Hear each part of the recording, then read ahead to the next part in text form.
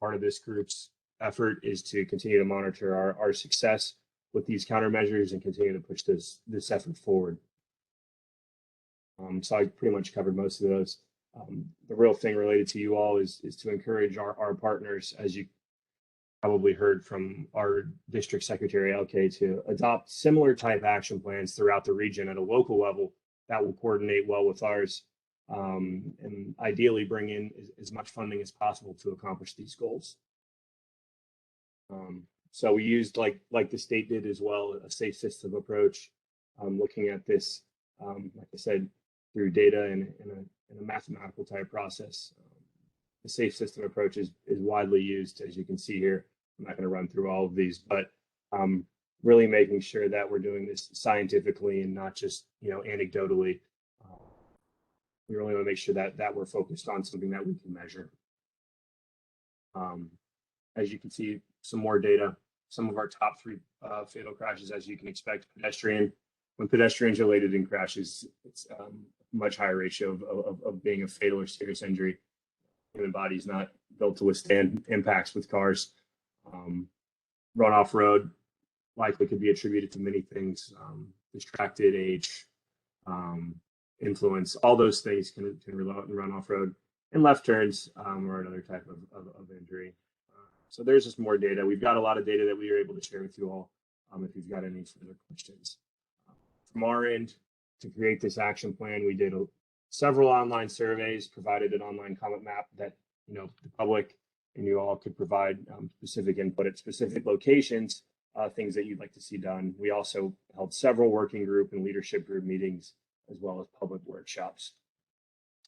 The main strategies and actions that we built off of were these 4 objectives: speed management, vulnerable users, like I mentioned, walking, biking.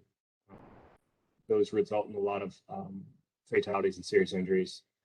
A big need going forward, and this group's main objectives too going forward, is to be improving our collection and data analysis. The data that's out there is not always, it's imperfect. It's not always exact.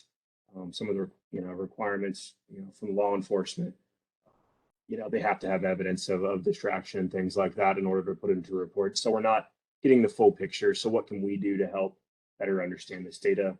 And then obviously just committing to this Vision Zero, Destination Zero type concept as a region.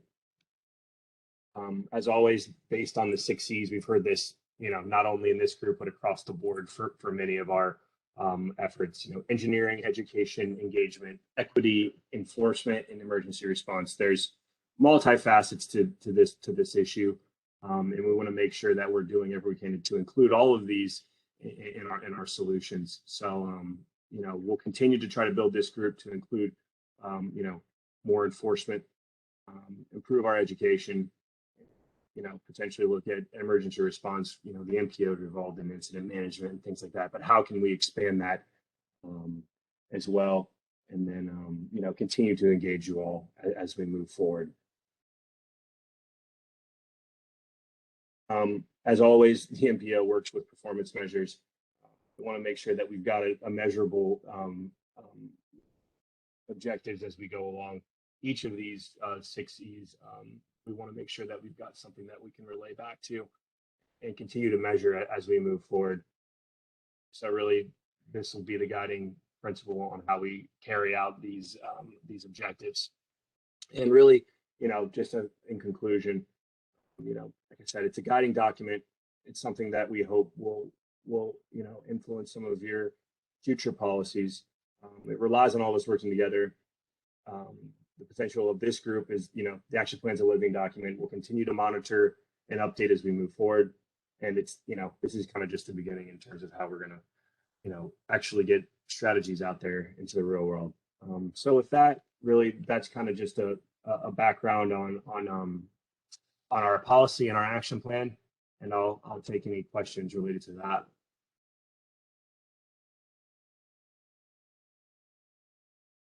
Dave, did you raise your hand? I saw something come up. I probably did, and I'm going to have to head out for a meeting with one of my board members. But I just wanted to thank everybody for participating and helping I think this is going to make a big difference. We can't rely on, public works partners in the jurisdictions and the Florida DOT alone.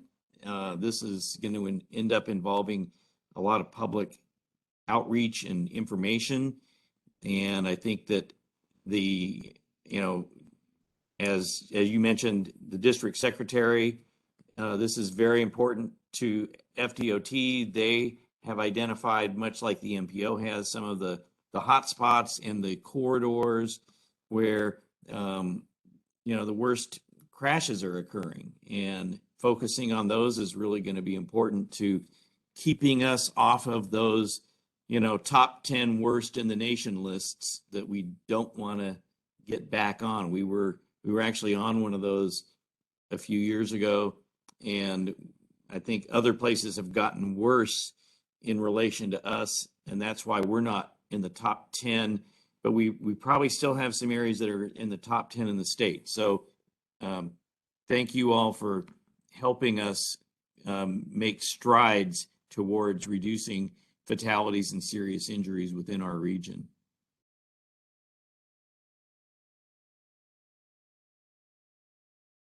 Agreed. Thank you, Dave. And like I said, we'll continue to rely on you all as references and resources as we move forward. So really, just as we go forward here, just some other informational things. It's National Bike Month. That's something that we really want to bring forward. I know Florida had its own bike month here, but also National Bike Month. It's something that I think will begin to help awareness. Not only for safety, but the more that we can relay some of them, a mode shift to walking and biking.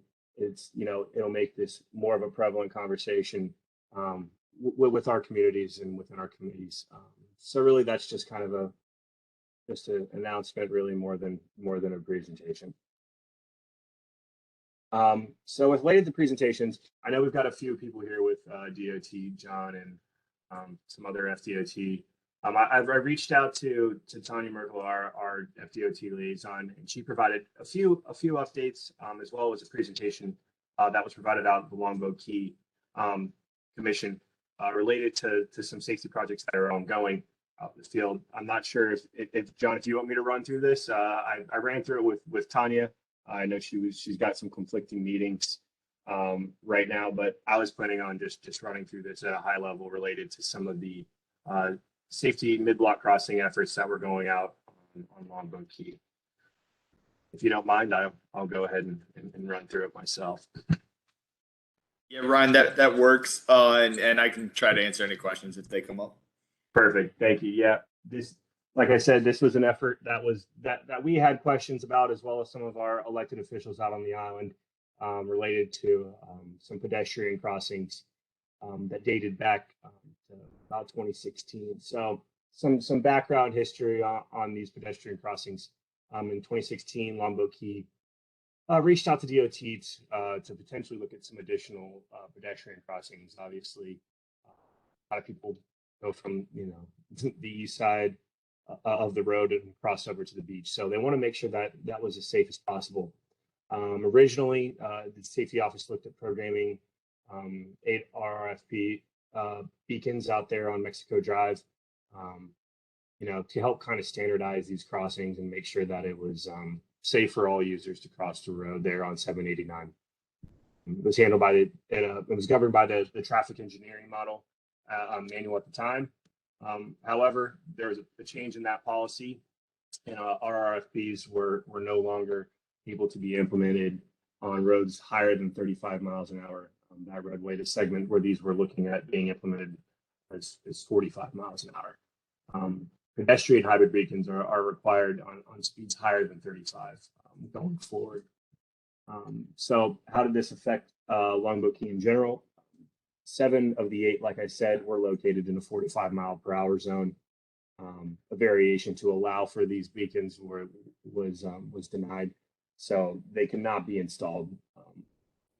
Also, unfortunately, the pedestrian high beacons are much more expensive to implement than the rectangular rapid flashing beacons. So instead, in lieu of this, they recommended installing overhead lighting at all 7 of those locations, as well as one pedestrian hydrant beacon at the Bayfront Park location. So like I said, here's kind of just a visual of the area. This whole span is 45 miles an hour. So the previously proposed locations were no longer able to use that kind of improvement. So they're looking at using overhead lighting as well as a single pedestrian hydrant beacon adjustment light. So really, it comes back to the importance of lighting, especially on the island. Crossing after sunset and things after that, being out on the beach. Overhead lighting is crucial to making sure that motorists can see these pedestrians. And similar to many of the trends, not just out on Longboat Key, but in general, over 75% of those fatalities occur during the nighttime. So this is the location of the proposed pedestrian hydrant beacon, the Bayfront Park location. Other than that, like I said, this was based on consultation with town staff. So really similar to what I just kind of covered. You know, the rectangular rapid flashing beacons could not be used unless it's 35 miles an hour. That's mainly, you know, at least in my opinion, because you can't really slow down at going 45, 50 miles an hour to a suggested stop or a slow down essentially. Whereas the pedestrian hydrant beacon actually is the control device that will turn red, that will require vehicles to stop. Another way they're looking at addressing this with the existing RFPs is roadway lighting. I've seen this used several locations around our region. Helps light up the crosswalk. Here's another visual explanation of that. So that could be potentially used out at the existing locations. And then looking at extended roadway lighting, areas where clearly, as you can see, probably not substantial lighting for crossing after dark, resulting in, you know, higher risk for fatalities and serious injuries. So with that, I'll let John answer. You know, I'll try to answer, or John will try to answer any questions you have related to that project.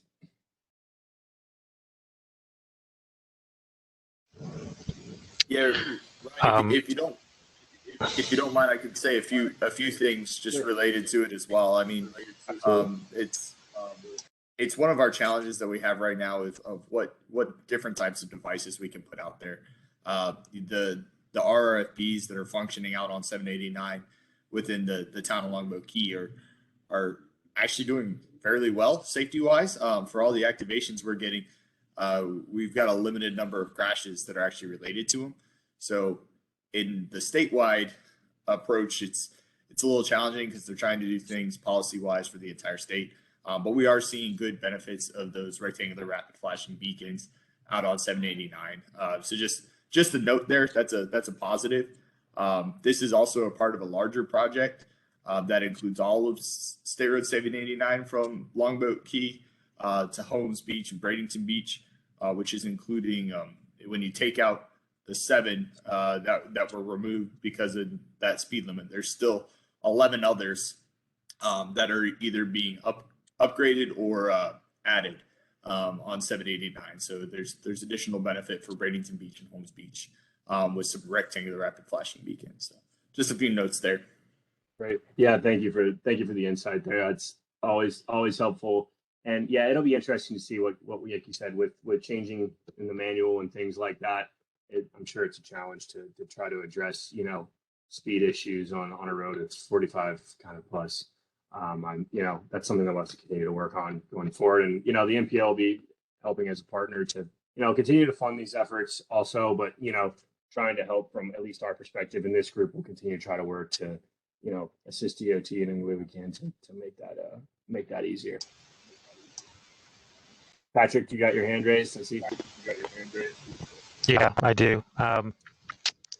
Seems to me that, I mean, we can't put any of the treatments in because of speed.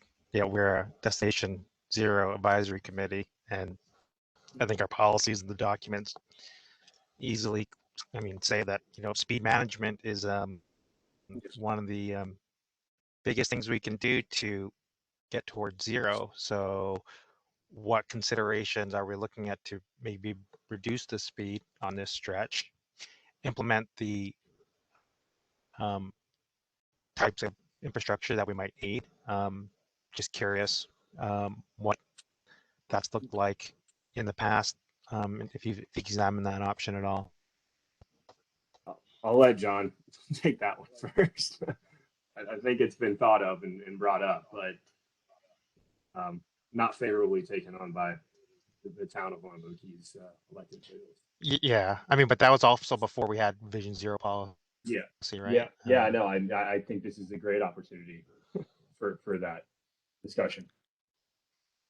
Yeah, and statewide, there's going to be some changes that are proposed to show up within the document. That's the speed zoning manual. It's got a much longer name to it, but it's the speed zoning manual is supposed to have some changes, which will kind of modify the 85th percentile and give some different options. But so we're kind of waiting for that on a statewide level. In this area, the speed studies we have show cars are going about what's posted out there right now, maybe a little over that, as we're typically seeing around the state. So there's a hesitancy just to change the speed limit to get to 35 so we can put this treatment in, as well as the locals have that same concern themselves. So we've been working with Isaac and Tom with the town on, what are some of the different options. I know that they've got a study in which they're looking at maybe some different areas where they have some increased pedestrian activity to look at some different speeds. But we'll kind of wait to see what that study comes back with. But we are very interested to see what comes out of it and what options we have. We'll probably miss the boat on this project here, but keeping those options available in the future will definitely be something we're wanting to see. Paul, I see you've got your hand up as well. Yes, John just mentioned that the speed zone manual that does have a long name, is going to be updated. When will that update be available?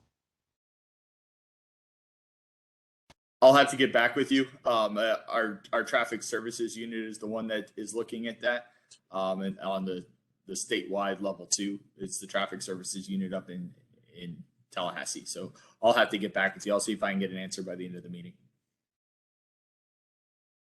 Thank you. Right. So yeah, that's just a great example of just in general of a project that something similar along like this that we're going to continue to bring back. And Patrick, I agree. I think this is an opportunity where this committee advisory group can make recommendations for areas that we can look at where when this manual becomes available, where can we apply it and how can we like you said, not just simply lowering the speed limit and throwing these out there to see if they work, but really general change across the board that we could actually quantify and say that these are working. But it is good to hear, John, that even the ones that are out there are doing their job, and we're not seeing a huge number of crashes even at the locations that they're being activated. Was this corridor identified in the Vision Zero plan as a? I know when I was looking through it before that you guys identified some corridors and specific segments. Was this on there? Yes. Yeah. And it follows very similar to the LRTP in terms of some of our MMEC corridors. Really areas that we want to see, more modes of being utilized outside of just auto travel. So with that, I'll just go ahead and jump. I don't have anything. I put this one on here as well just to provide an update. And Tanya's still working on getting some information back to me on a few of these other presentations. But I will say there was one.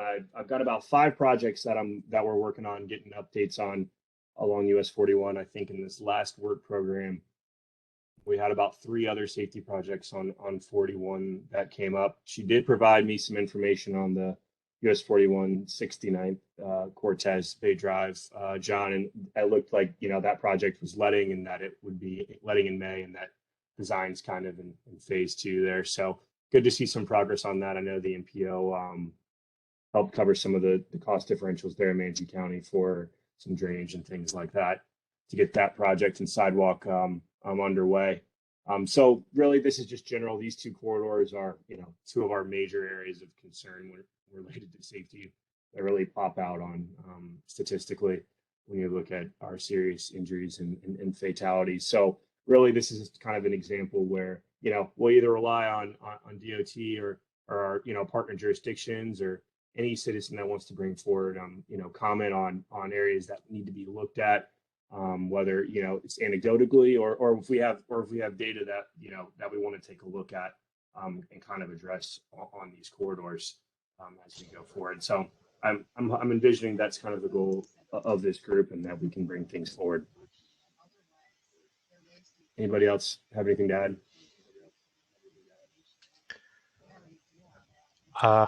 I'm just looking. I'm going back to this. I'm just looking at some of the map series in the Yeah. Vision Zero policy, and I know maybe this corridor was looked at, you know, prior, or I don't know what the history of that, but I don't see this corridor as a high pedestrian crash area. I mean, we still need to get people across. You know, Long Yeah. Monkey's very popular place for people getting across the beach, but I don't see the. Were you say was in your LRTP? Is that what you're saying earlier? Yeah. That this Yeah. section was in your LRTP? Yeah, for Okay. you know, it's not. I wouldn't say yes. I wouldn't say it ranks the highest in terms of, compared to the rest of the region, in terms of you know, crashes and you know, serious injuries, fatalities. But you know, it is something that, you know, this project had been brought up, and we wanted to make sure that we addressed it, and that also that it, you know, it aligns with the multimodality of what we're looking at going forward. So no, obviously, it doesn't rank that high. Okay. All right. Downtown Sarasota. And obviously, as a committee, we don't have to just focus on No, this action plan. So, no, exactly. And but like I mean, I guess it's a good way for us to prioritize, I guess, and look at issues, Exactly. areas that need to be focused on. Exactly. And like I said, Okay. we'll you know, we'll lean on you all as well as resources to, you know, bring forward things to the NPO as a way to, you know, be a, you know, intermediary and be able to work with DOT and, you know, partners to make these things happen. So, you know, it's just another outlet that we're looking at.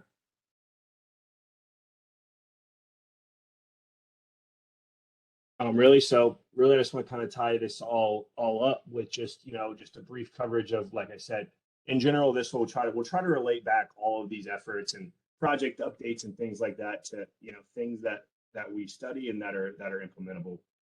So as you all know, in January, we set our safety targets. It really provided us, you know, the clearance of, you know, at the federal level, what are we required to do to make this a possibility? You know, and what do we have to report on going forward? So as always, we adopt our safety targets annually every February. These are the modes that, you know, these are the types of performance measures that we're required to report on, as you all know. So in the past year, we performed slightly better, but that could probably be driving, things like that. The only one that we did not meet by one was non-motorized, which will continue to be a concern with, you know, walking and biking, like I mentioned. That typically results in more serious injuries and potentially fatalities. So really, when you're looking at our proposed, we're looking at reducing these what we actually proposed in as an interim target.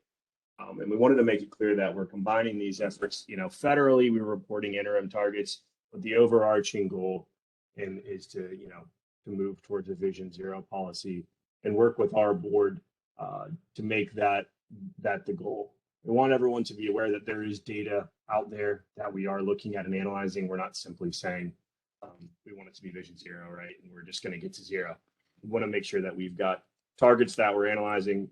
We're doing annual updates and evaluations on the data that's available to better understand our trends.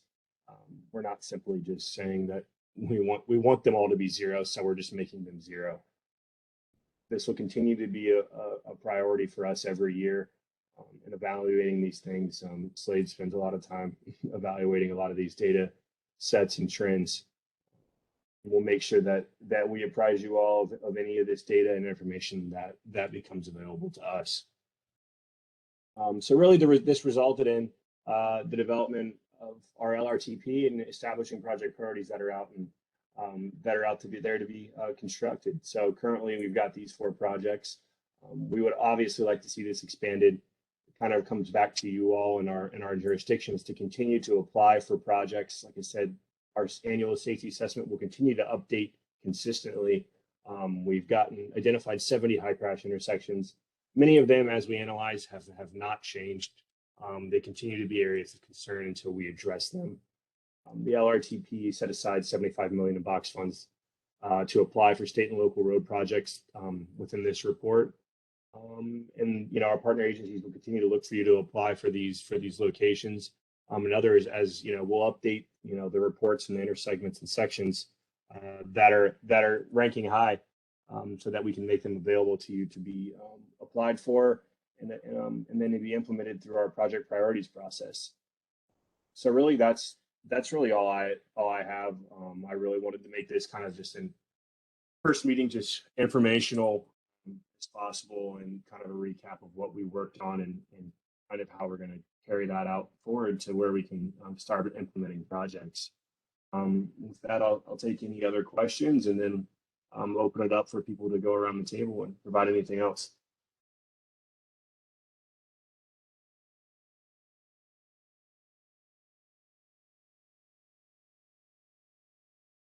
And I see John just sent the current the speed zoning manual, so that's available for you there, Paul.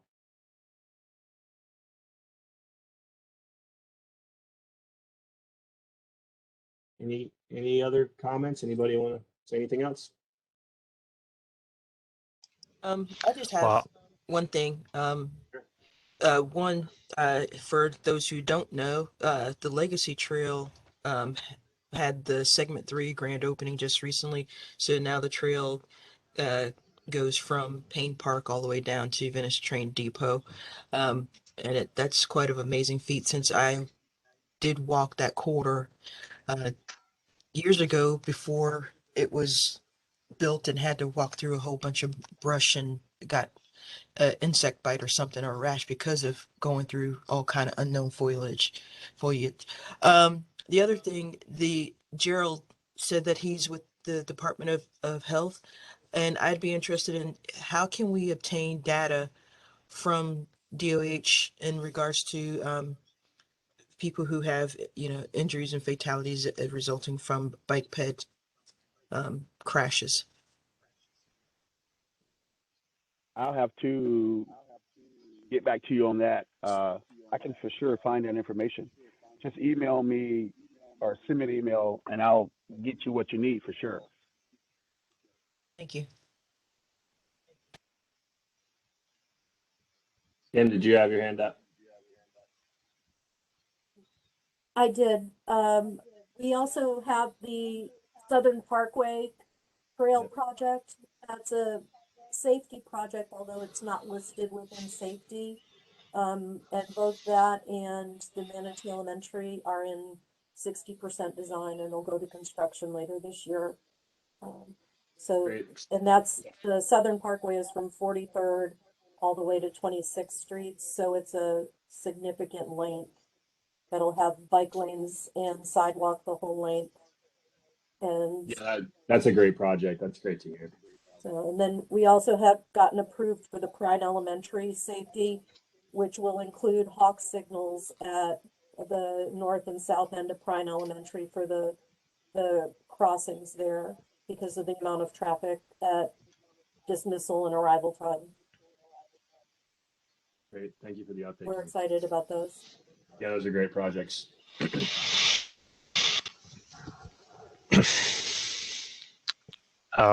Seems that recently we did some road safety audits on Clark and Bee Ridge, and it seems like the state's gearing up to do some changes to Clark, which I think are pretty significant. I don't know what's public information and what's not, but I mean, maybe if DOT wants to or is able to talk about that, but it seemed to be some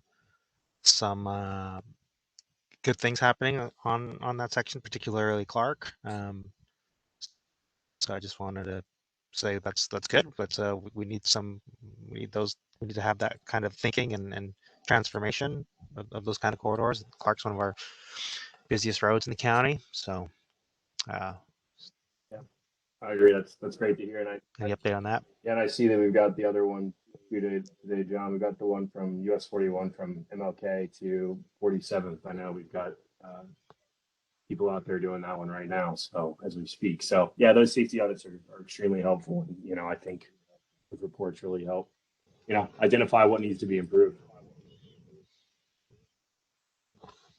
Yeah, I'll just add to that. That's a unique project too because there's a resurfacing going on in that corridor, so it kind of gives us an opportunity to get a little bit more in than we would typically get for a standalone project and get it done a little quicker. So definitely some good things to come out of that report. Haven't seen any draft or anything like that yet. I think they're trying to finish up all the RSAs. This is the last one of the 4, and then we'll start seeing some stuff trickle in. Great. Awesome. Well, if there's nothing else to add, I appreciate you guys all coming to the first meeting. And like I said, you know, Slade will be the contact for this meeting, and we'll continue, you know, as you have things you want to discuss, and we'll continue to provide updates, you know, at these meetings in terms of data that we're looking at, areas that we need to address, and continue working as a, you know, as a larger region, as a team, kind of trying to address these significant safety concerns that we have in our region. Thank you, everybody. Yeah, thank you. Thanks for coming. Thank you. Thank you.